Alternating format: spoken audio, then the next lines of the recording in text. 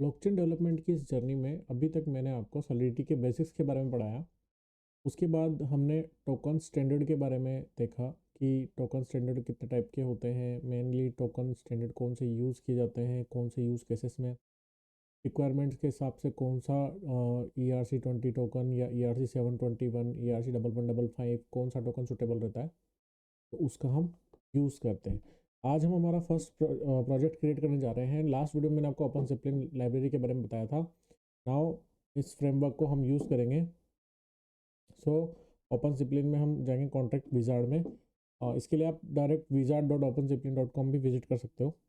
ठीक है, now see ऐसा इंटरफेस आपको देखने को मिलेगा। इसमें आप ERC-20, ERC-721, 1155, गवर्नर और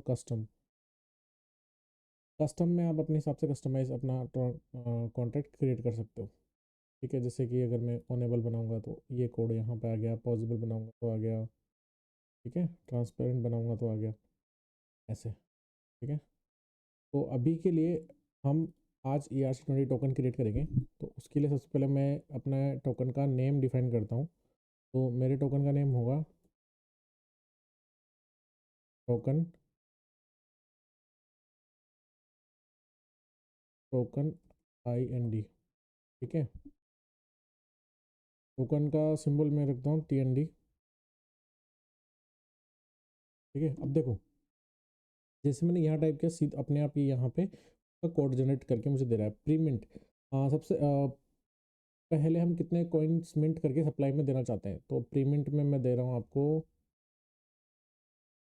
10,000 कॉइन्स। ठीक है, देखो यहाँ पे इसने मैसेज डॉट सेंडर, जो कि हमारा जो एड्रेस जिस पे डिप्लॉय होगा वो मैसेज डॉट सेंडर होगा। मैसेज डॉट सेंडर मतलब ऑनर। ठीक है, 10,000 कॉइन्स इंटू 10 डेसिमल्स। मैंने आपको बताया था नंबर ऑफ डेसिमल्स आपका कॉन्ट्रैक्ट कितनों को सपोर्ट करता है। जैसे कि ये कॉन्ट्रैक्ट ERC-20 करता है नंबर ऑफ डेसिमल्स 18 को। ठीक है, तो सबसे पहले हम बताएंगे मिंटेबल। देखो, मिंटेबल का क्या मतलब होता है कि जैसे मान लो मुझे बाद में जाके अपने टोकन्स की सप्लाई बढ़ानी है। ठीक है, तो बिना किसी कंसेंसस एक्टिविटी के मैं अपने टोकन्स की सप्लाई को क्रिएट कर सकूं, तो उसके लिए मुझे मेरा टोकन मिंटेबल बनाना पड़ेगा। ठीक है, बर्नेबल। अब जैसे मुझे मेरा टोकन बर्नेबल बनाना है, बर्नेबल में क्या होगा, बर्नेबल में अब जो होल्डर होगा, टोकन होल्डर, वो अपने कुछ अमाउंट ऑफ टोकन्स को बर्न कर सकता है। इसका मेजर इफेक्ट किस में दिखता है, अगर आप कुछ टोकन्स अपनी सप्लाई से बर्न कर दोगे तो रेस्ट ऑफ द टोकन्स जो सप्लाई में हैं उनकी मार्केट वैल्यू बढ़ेगी। प्लस आपके जो माइनर्स हैं उनको राइट मिलेगा कॉइन्स को माइन करने के लिए। पॉसिबल, पॉसिबल कब यूज़ आता है, पॉसिबल हम क्यों यूज़ कर रहे हैं, देखो अगर मान लो मेरे स्मार्ट कॉन्ट्रैक्ट पे कोई अटैक हो जाता है, कोई हैकर एक्टिविटी हो जाती है, तो मैं नहीं चाहूँगा कि मेरे जो अकाउंट होल्डर्स हैं वो अपने कोई टोकन्स को लूज़ करें। तो उसके लिए मैं अपने टोकन को पॉसिबल बनाऊंगा, ताकि जब रिक्वायरमेंट के अकॉर्डिंग मैं अपने टोकन को पॉज कर सकूं। पॉज अनपॉज दोनों कर सकते हैं इसमें। परमिट, अब मैं अपने टोकन को परमिट बना रहा हूँ। इसमें क्या होगा, जो टोकन ओनर है वो अपने किसी थर्ड पार्टी को अलाउ करता है अपने टोकन्स को स्पेंड करने के लिए इन अ सिंगल ट्रांजेक्शन। ठीक है, और इस पे कोई गैस फीस नहीं लगेगी उसको। वर्ड्स इजी टू अंडरस्टैंड है कि आपको कोई चेंजेस वगैरह के लिए अपने जो टोकन होल्डर्स हैं उनको आप अगर वोटिंग के राइट्स देना चाहते हो तो वो आप इसके थ्रू दे सकते हो। फ्लैश मिंटिंग को ऐसे समझो, मेरा कोई फ्रेंड है और उसे कुछ मनी की नीड है अभी। अब मैं क्या करूँगा, लेकिन उसके पास कोई कोलेट्रल नहीं है, कुछ भी गिरवी रखने के लिए नहीं है, तो मैं उसे कुछ टोकन, यूँ समझो मैं उसे कुछ टोकन उधार दूंगा कुछ लिमिट ऑफ टाइम पीरियड के लिए। जिस लिमिट ऑफ टाइम पीरियड में उसे मुझे वो number of tokens same transaction में मुझे रिटर्न करने होंगे। अगर वो नहीं करता है तो वो डील ऑटोमेटिकली कैंसिल हो जाएगी। ऐसे फ्लैश मिंटिंग वर्क करता है। मतलब सिंपल सा कॉन्सेप्ट है कि आपने किसी को लोन दिया लिमिटेड टाइम पीरियड के लिए बिना किसी कोलेटरल के, और अगर वो, और उसको कंडीशन ये रहता है कि उसको फिक्स टाइम में सेम ट्रांजेक्शन के अंदर उसको वो जो नंबर ऑफ टोकन्स है सेम अमाउंट आपको ट्रांसफ़र करना होता है। अगर वो नहीं करता है तो जो डील है वो ऑटोमेटिकली कैंसिल हो जाती है। ठीक है, ऑनेबल बनाएंगे। नाउ सी, मैं इसको ओपन इन रिमिक्स कर लेता हूँ। आप यहाँ से इसको डाउनलोड भी कर सकते हो, कॉपी कर सकते हो और डिप्लॉय विद डिफेंडर भी कर सकते हो। डिफेंडर के साथ भी, ओपन ज़िपलिन डिफेंडर के थ्रू भी आप इसको डिप्लॉय कर सकते हो। मेरा टोकन डिप्लॉय हो गया, सॉरी कंपाइल हो गया। अब हम इसको डिप्लॉय करेंगे। तो देखो, पहले मैं इस एड्रेस से डिप्लॉय करता हूँ। अभी इसमें बैलेंस कितना है, 100 ईथर। अब मैं इसमें डिप्लॉय करता हूँ। ठीक है, मेरा कॉन्ट्रैक्ट डिप्लॉय हो गया। अब देखो आप, तो पहले मैं आपको बताता हूँ कि इसका ओनर कौन है। सेम एड्रेस है जो यहाँ पे है। देखो यहाँ से ईथर भी कम हो गए। ठीक है, इसके बाद आप सिंबल TND हमने बनाया था, पॉज्ड, इसको समझ लो। आ, ये स्टेटस बता रहा है अपने टोकन का। अभी करंट स्टेटस क्या है, क्या हमारा टोकन पॉज्ड है, फॉल्स। अब अगर मैं इसको पॉज कर देता हूँ, पॉज हो गया। अब मैं फिर से इसका स्टेटस चेक करता हूँ, ट्रू हो गया। ठीक है, मैंने इसको टेम्परेरी पॉज कर दिया। अब मैं इसको अनपॉज भी कर दूंगा। सॉरी, अनपॉज कहाँ गया, ये रहा, ये देखो फॉल्स हो गया। इसके बाद मैं आपको बताता हूँ हमारे टोकन का नेम क्या था, टोकन IND। अब हम चेक करते हैं इसका बैलेंस।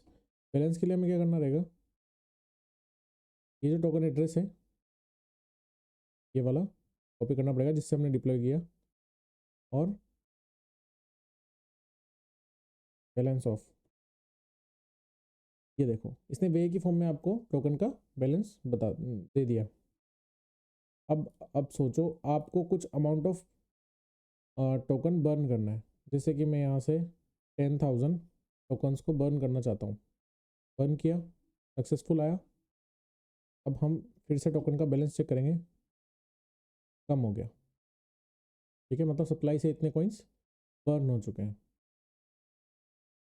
ऐसे से हम पॉज करेगा, मिंट करेगा। अब जैसे मुझे कुछ टोकन्स मिंट करने हैं, टोकन मिंट करने हैं, मिंट किया।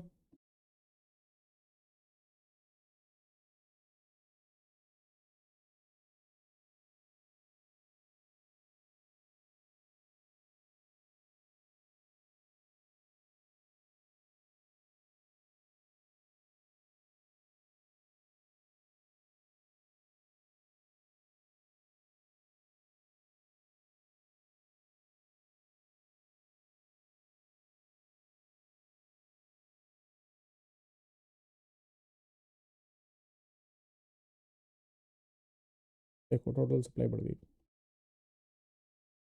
चलो, ये तो था, हमने इस पर डिप्लॉय करके देख लिया। ठीक है, अभी तक हमने हमारा प्रोजेक्ट रिमिक्स आईडी पे डिप्लॉय किया। अब हम हमारा प्रोजेक्ट टेस्ट नेटवर्क पे डिप्लॉय करते हैं मेटामास्क के थ्रू। तो उसके लिए मुझे क्या करना होगा, जो इन्वायरमेंट है वहाँ इंजेक्टेड प्रोवाइडर मेटामास्क सेलेक्ट करना पड़ेगा। मैंने सेलेक्ट किया।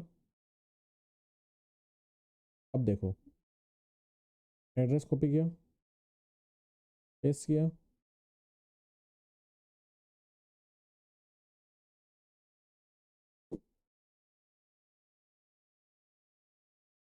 मेरा मेटामास्क का जो अकाउंट है वो ऑटोमेटिकली ओपन हो गया। ठीक है, यहाँ मुझे मेरे जो होने वाले जो ट्रांजेक्शन है उसकी डिटेल बता रहा है कि कितना उस पर एस्टिमेटेड फीस लग रहा है। ये देखो, टोटल फीस इसमें इतना लगेगा। ठीक है, कंफर्म कर रहा हूँ। हमें यहाँ पता लगेगा कि हमारा टोकन जनरेट हुआ कि नहीं। हमारा टोकन जनरेट हो गया। ये देखो, ये हमारा टोकन टेस्ट नेटवर्क पे डिप्लॉय हो गया। कैसे ट्रैक करोगे, अपना वॉलेट ओपन करो। ठीक है,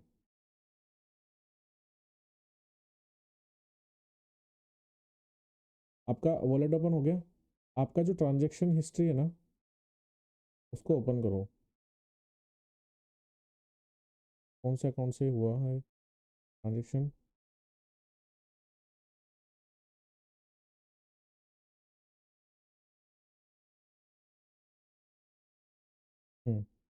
इससे ट्रांजेक्शन हुआ है अभी। ठीक है, तो इसको व्यू ऑन ब्लॉक एक्सप्लोरर पे क्लिक करोगे, यहाँ पे ट्रांजेक्शन की डिटेल्स आ जाएंगी।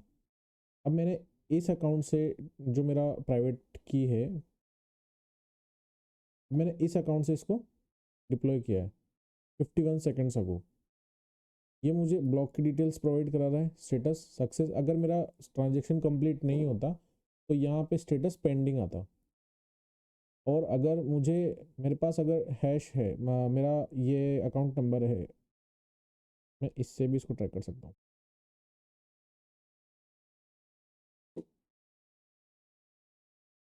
ये देखो, बैलेंस आ गया है।